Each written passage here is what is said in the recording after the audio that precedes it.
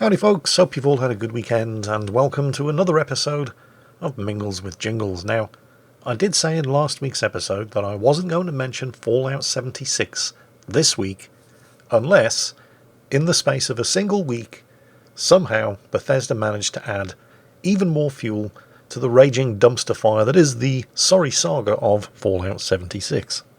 And while it is true that Bethesda haven't managed to do anything cataclysmic to their game in the space of the last week, in that time period various different gaming news websites have reported a sudden upsurge in griefing in player versus player combat. Now the thing that you have to remember about PvP, player versus player combat, in Fallout 76 is that it's entirely consensual. And what that means is that you are perfectly at liberty to attack other players the second you see them.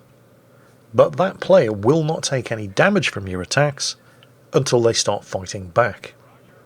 So it's a bit like dropping a duel flag in front of somebody in World of Warcraft. Until they accept the duel, you can't actually do any damage to each other. So in Fallout 76, somebody can start unloading on you, but until you return fire, no actual combat takes place. Seems like a foolproof system. Well, not exactly. Players are nothing if not inventive, and several players have figured out that there is a way to actually cause damage to other players whether they want you to or not. Because environmental damage doesn't count as PvP activity. If you run into a burning forest, you're going to get burned. Environmental damage like this is going to cause damage regardless of whether or not you have agreed to take part in PvP combat. And players have figured out that radiation damage counts as environmental damage. So if a player launches a nuke into your campsite, the blast won't kill you, but the radiation and all of the monsters that get spawned by the radiation just might. One player, according to Kotaku, wrote on Reddit as a warning to others, "I just left a server with a level 800 plus using Plague Walker and Nuka Mines combination to kill players while they were using vending machines. I'm posting this alert as a public service announcement to the community. If you're at a vending machine and you start taking damage, you hear Nuka Mines start to detonate, then you are the target. Protect yourself." So why is this Bethesda's fault? Well, it isn't, obviously. It's just players being inventive and finding ways to game the system. But why is it all happening now? Why is everybody suddenly making a fuss about it, and why do so many PvP players suddenly have access to so many Nuka Mines? Could this be Bethesda's fault? Yeah, kind of. You see, back on the 1st of October, Bethesda shut down the survival servers. These were where all of the players who like to fight each other played. The survival server was the one place where you actually got rewarded for being a dick to other players, and where you were actually able to be a dick to other players without them giving them your permission first. But Bethesda decided that they couldn't possibly develop the upcoming Wastelander update and Battle Royale mode at the same time as running the survival server, so they switched it off. Which was obviously bad news for people who enjoyed playing on the survival server and testing their wits against other players, but it was even worse news for all of the pacifists on the adventure servers, because all of the PvPers had nowhere else to go. Now that in itself wouldn't have been such a problem, because on the adventure servers, player versus player combat is of course consensual. Now if that had been the only thing that had happened, this story would have been limited to a bunch of PvPers bitching in chat about all of the Care Bears that they were forced to share their new servers with and they weren't allowed to kill. But of course, this is Bethesda, this is Fallout 76, and the story wouldn't be complete if there hadn't been a bug involved somewhere. There was a duplication bug, one of many duplication bugs in Fallout 76, but this one has since been fixed. While this bug was active, what it allowed players to do was to amass huge quantities of throwable items, which most players would just then break down for scrap in order to turn into things that they actually wanted. But proximity mines counted as throwable items. So what essentially happened was that Bethesda shut down the survival servers, which meant that all of the players who enjoyed playing and testing their wits against each other on the survival servers were forced to migrate to the Care Bear servers. Servers chock full of delicate little snowflakes with zero experience of defending themselves against players who really wanted to ruin their day. Now you combine that with the duplication bug, which lasted for months before Bethesda fixed it, which allowed these players to amass huge stockpiles of throwable proximity nuclear mines. And right now, the only way to avoid being griefed if you're being affected by this, I was going to say you won't believe this, but it's true. Who am I kidding? It's Fallout 76. You will absolutely believe it. But right now, the only foolproof method of avoiding being griefed by these players who have just migrated en masse from the shutdown survival server, the only foolproof method to avoid the griefing is to hand over a minimum of $100 to Bethesda, sign up for the Fallout First subscription service, and create your own private server. Now, I'm not saying Bethesda created this problem, although depending on how loosely you interpret the phrase Bethesda created the problem, you could argue that they actually did. I mean, they did shut down the survival server, forcing the PvPers to migrate to the Care Bear servers, and they did allow this duplication bug to persist for months before patching it, but, well, at the very least you could argue that they were complicit in causing the problem. But they're absolutely happy to take $100 off you in order to sell you a short-term solution. Oh, and the latest update still hasn't fixed the bug where if you're using an automatic weapon and you try to aim down the sights, the weapon stops firing. And if you're wearing power armor equipped with a jump pack and you try to jump anywhere, just, using your legs, not using the jump pack can go off and send you into low Earth orbit, little things like that. Well, moving on from one ongoing dumpster fire into one potentially new one. I'm talking about The Mandalorian, the all-new, all-singing, all-dancing, live-action Star Wars TV show from Disney+. And believe me, if you haven't already seen it, it's probably because you live in the UK. More on that in a moment. But it is very, very good. I mean, I've seen the usual suspect hipsters saying, I don't know what everybody's getting so excited about. It's not that special. Fuck off, it's amazing. But the dumpster fire I'm talking about here has been caused by Disney refusing to release the TV show to its millions of potential fans worldwide at the same time. If you're in the UK, you don't get to watch The Mandalorian until March. Yes, I'm going to be 50 years old before I can legally watch The Mandalorian in my country of residence. And in the 4 months that it's going to take before I can watch this show legally, I have to stay off social media so as to avoid spoilers. I don't think so. The thing is, when I heard The Mandalorian was coming out, and I've been burned by Star Wars before, and I'm going to be burned by Star Wars again, I fully expect the new movie to be absolutely terrible, just like the other two. But I really liked Rogue One. And I didn't think Solo was nearly as bad as everybody made it out to be, so I had pretty high hopes for The Mandalorian. And initial word of mouth was very, very good. And after the first episode came out on Disney+, and the subsequent episodes, I don't think any of them have had a bad review anywhere. Although, the end of the third episode, without spoilers, was a bit fan-servicey, but it was still enjoyable. At the moment I pay for 2 streaming services. I have Amazon Prime, because I just order so much stuff over Amazon, it saves me a fortune with all the free delivery, and I get the Amazon Prime Video subscription as part of the package. And I also have Netflix, but I would have been completely happy to subscribe to Disney Plus as well. It's a much cheaper service than Netflix, although at the moment it only has around about a quarter of the content and around about a tenth of the content of Amazon Prime Video, but, well, Amazon Prime Video isn't really what it used to be when they first launched it, although it is still a great place to find really shitty old B-movies that you just can't find anywhere else and watch for free. But, well, let me just say, I've seen videos from YouTube that have been packaged up and stuck on Amazon Prime as Amazon Prime content. And Disney does at least have going for it the fact that it's a third the price of Netflix, and the content on there is vastly superior to most of the stuff that you do get on something like Amazon Prime.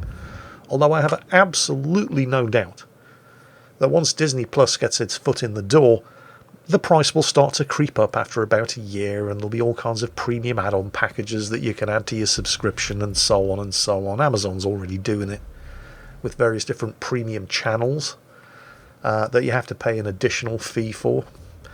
That's just the nature of the beast. I remember when satellite television was taken off in the UK.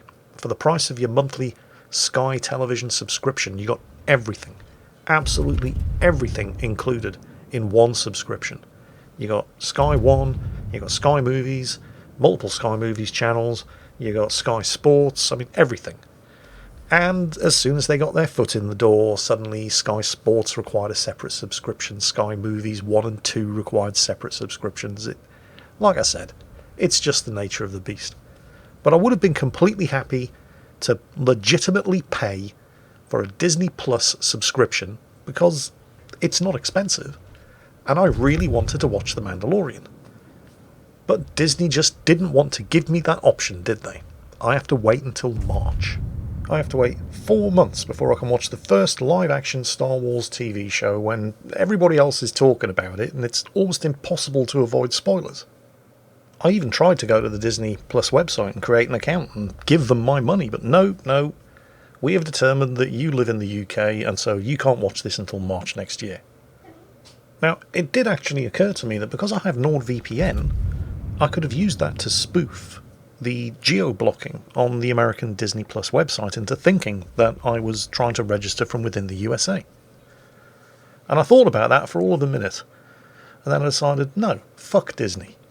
This is a problem entirely of their own making on a number of different levels, and it's no surprise that The Mandalorian, within days of its American release, became the most pirated TV show in the history of pirating.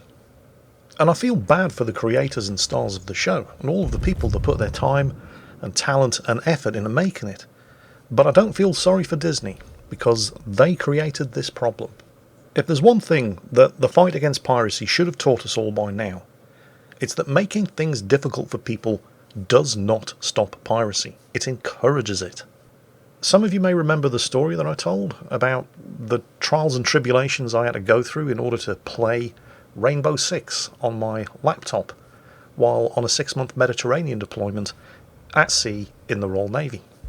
I forget exactly which Rainbow Six game it was, but it was the late 90s, so very probably the original Rainbow Six or one of the many mission packs for it. But I actually owned a copy. I went out and bought it. I bought all of my games. I didn't pirate games. I believed that the developers earned an honest reward for an honest day's work. If I could afford to buy the game, I bought it. If I couldn't afford to buy the game, I waited until I could afford to buy the game. And I owned a copy of Rainbow Six. Installed it on my laptop, went to sea, and the first night I cracked open the laptop and tried to play Rainbow Six. The game said, nope, sorry, can't establish a secure connection to the online Rainbow Six server. We're shutting the game down. I was like, I don't want to play multiplayer. I want to play the single-player campaign. It said, nope, sorry, no internet connection. Something that wasn't advertised on the back of the box with the system requirements, by the way. So, yeah. I actually had a bought copy of the game, and the copy protection wouldn't let me play it. So, of course, the first thing I did when we got to Gibraltar, our first port of call on the 6-month deployment, was to go to the internet cafe there and download a pirated version of the game. I had to pirate a game that I owned in order to be able to play it, thanks to the copyright protection. And it actually gets better. 6 months later, when we returned to the UK and I went home for a couple of weeks' leave, I tried to install Rainbow Six on my PC at home, which did have a permanent internet connection. And the game refused to even install, let alone play, because my PC had a CD burner on it.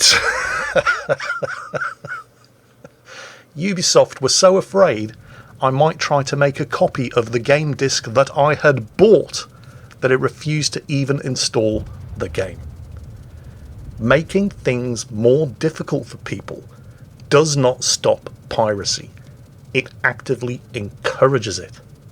As soon as people were easily and conveniently and cheaply able to get the music that they wanted on things like Amazon Music and the Apple Store, music piracy plummeted overnight. It was the same with streaming on-demand services like Netflix. Why go to the trouble of navigating some extremely dubious websites, potentially exposing your PC to all kinds of threats, when you can just pay a monthly subscription and watch whatever you want whenever you want? You'd think a fifth of the way through the 21st century Disney would have realised this by now, but no. Disney seemed determined to ensure that The Mandalorian becomes the most pirated TV show in the history of pirated TV shows. And oh look, it is. And it's quite ironic because I feel that most people, I don't know this obviously, I haven't conducted surveys. What I'm about to say isn't based in any form of scientific analysis whatsoever, but I'm pretty sure that most people are pirating The Mandalorian because of fear of missing out, which is kind of ironic because this is the kind of marketing tactic that people like Disney have pioneered. Fear of missing out.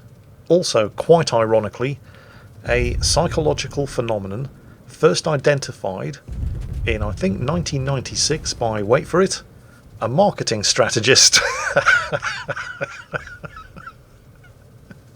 Yeah, you couldn't make this shit up. But it's that fear of missing out that companies like Disney capitalise on in order to sell their products. And it's a particularly effective marketing strategy in the 21st century with all of the social media available to everybody. You conduct a marketing onslaught on social media to get everybody talking about your product, and then the early adopters start talking about your product, and then everybody else is afraid that they're missing out. What people forget is that when you see, I don't know who it is you follow on social media, Instagram, Twitter, whatever, but people who post things on Instagram and Twitter and whatever, they only post the highlights of their life. You know, went to the beach today with my best bud. It was awesome. Take a selfie, stick it up on Instagram, Twitter, whatever. Went to the premiere of the new movie, You'll Never Guess Who I Met on the Red Carpet, selfie, get that out on social media. And you're following all of these social media feeds and you're thinking to yourself, wow, my life's a bit shit by comparison. It's that fear of missing out. But what you forget is that people only post the highlights of their lives. You'll never see somebody that you follow on Twitter taking a picture of a couple of slices of soggy toast and saying breakfast was a bit shit today.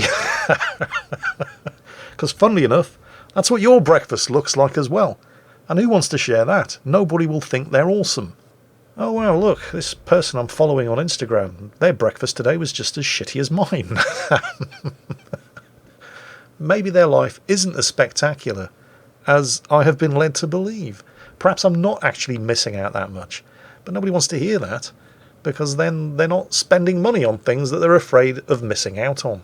And so I find it deliciously ironic that a company just like Disney, and they're by no means the only one, but they are a company who have exploited people's fear of missing out to sell their products for many, many years now. And it's this exact fear that is almost certainly driving so many people to pirate their flagship new TV show. Because Disney have learned absolutely nothing from the last 30 years of trying to fight online piracy, and just insisted on making The Mandalorian more and not less difficult for people to watch. I also have other reasons, slightly more personal, for saying fuck Disney+. Thanks to Disney, all of my favourite Netflix TV shows got cancelled. The Punisher, Daredevil, Jessica Jones, Luke Cage, to a lesser degree Iron Fist, and The Defenders. All Marvel TV shows, all characters that Disney now owns the rights to. Disney, however, for various different contractual reasons, are not allowed to actually make their own versions of these shows until 2 years after the cancellations. Let's just think about that. 2 years after the cancellations. Would that by any chance coincide with another significant date in Disney's calendar? Let's see, most of these shows were cancelled in 2018. So, what happens to Disney in 2020? Oh yeah, that's the worldwide rollout of the Disney Plus subscription service, isn't it? Do you know, if I was cynical, I might think that those two things matched up for a reason. So fuck Disney Plus in particular, and just fuck Disney in general. I mean, I've never really forgiven Disney for Star Wars Episode 8. But the fact that they caused the cancellation of Charlie Cox's Daredevil TV show, just so they could run their own? I don't even like Daredevil. He's the most crap superhero ever. He's a blind man. What's his superpower? He can see. He can see with sonar. Woo! Most crap superpower ever. But I loved the TV show. That's how good it was. And, oh, fuck you, Disney, for getting it cancelled. But even though I have nothing but sympathy for the cast and crew of the Mandalorian TV show, and while I am growing to hate Disney with a kind of passion that I normally only reserve for Electronic Arts, because I would have happily paid Disney an honest dollar in order to watch The Mandalorian. In fact, I tried to pay Disney an honest dollar to watch The Mandalorian, but Disney just couldn't help themselves from making it as difficult as humanly possible. So Mickey Mouse, see this finger? Sit on it and swivel. And on that family-friendly bombshell, that's it for this week's episode of Mingles with Jingles. I hope you all had a good weekend, and as always, take care, and I'll catch you next time.